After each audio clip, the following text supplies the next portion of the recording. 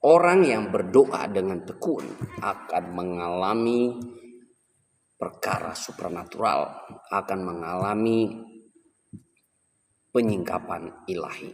Sama seperti yang dialami oleh Rasul Petrus.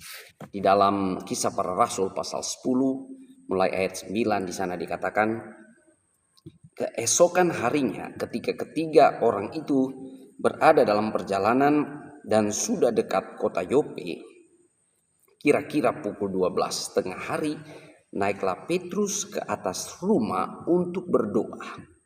Ia merasa lapar dan ingin makan, tetapi sementara makanan disediakan, tiba-tiba rohnya diliputi kuasa ilahi.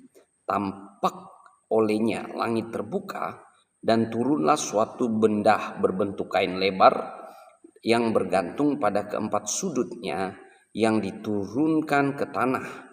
Di dalamnya terdapat berbagai jenis binatang berkaki empat, binatang menjalar dan burung.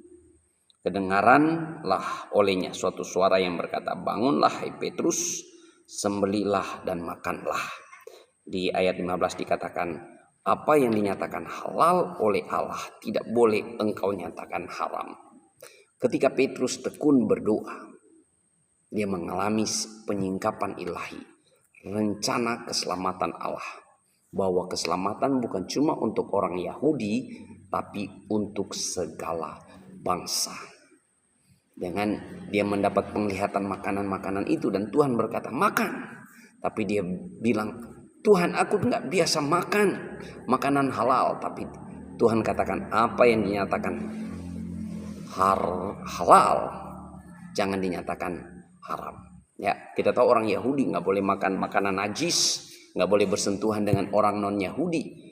Tapi penglihatan ini membawa Petrus supaya boleh berkunjung ke rumah Kornelius, dan di sanalah dia boleh melihat bahwa keselamatan bukan cuma untuk orang Yahudi, tapi untuk segala bangsa.